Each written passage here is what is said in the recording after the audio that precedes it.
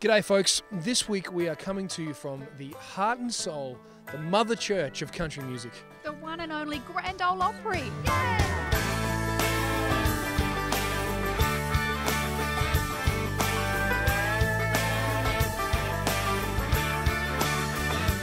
Will the circle be unbroken? Well, here it is, guys. This is actually a piece of the stage from the Ryman Auditorium that had so much history that in the 70s they cut it up out of the stage and brought it over here to this new facility.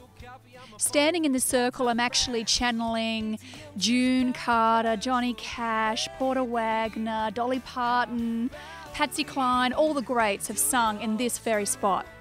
Most people think that the Opry is actually just a venue, but for those at home, explain to us what the institution is. Sure. Well, the Grand Ole Opry is actually a show, and it takes place in a venue. In this case, we're at the Grand Ole Opry House, which is our permanent home, but we've had several homes even before the Opry House, including what most folks around the world associate with the Opry is the Ryman Auditorium. Yes. Which is a great historic venue downtown Nashville. We picked a very special day to come and check out the Opry because tonight it's been 1 year since the Nashville floods occurred. So to commemorate the occasion, we have some extra special stars playing the Opry tonight. Stick with us. I'm up to Trace's armpit. Look at how little I am compared with him.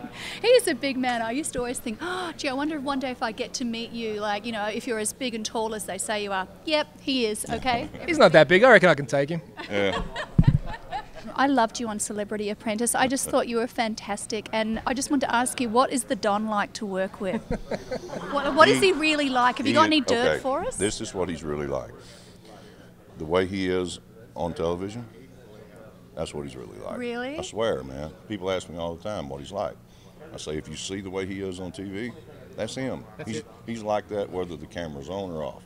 Wow. He's that way all the time. So I just thought it seemed like a hard show to be on because it's so much pressure every single day, and then those boardroom scenes always seemed really tense. But you were always great because you kept your cool every single time. You're always just like slow and steady wins the race. Well, I didn't want to. But You want to tear it up?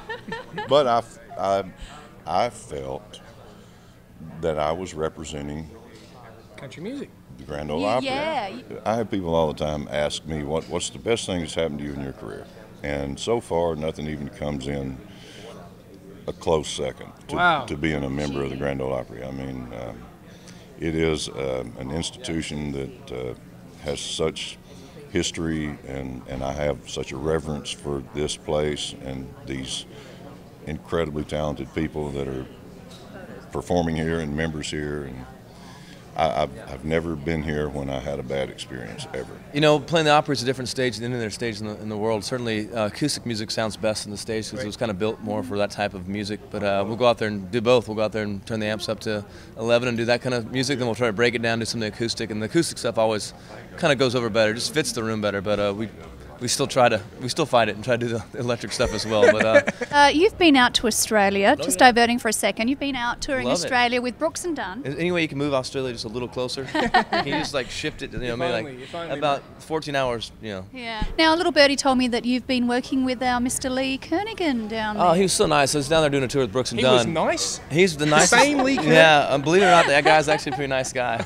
Great guy. I've made a lot of good friends since I've been down there, and a lot of respect for the music down there and the fans. It was a blast, and we're looking forward to coming back, probably next year. Cool, man. Yeah, Well, we hope to have you. yeah, I love it. It was a total blast. Here we are with one of my favourite artists who has no talent or no personality or no sense of humour, Mr. Luke Bryan. We've been working on that a little bit. Now, new single, Country Girl Shake It For Me. I love it. It's awesome. You can't shake too much. Well, actually, I was going to show you actually how I can do a little bit of this kind of shaking motion, a bit of rocking more than anything. But well, yeah, thank you. It's fun. It makes the live show so much fun. Listen, speaking of fun, a little birdie, Kevin Aerosmith, tells us that on the road you take beer drinking very seriously, and you actually take it to a new height. Here's how it goes down. We roll into a new town.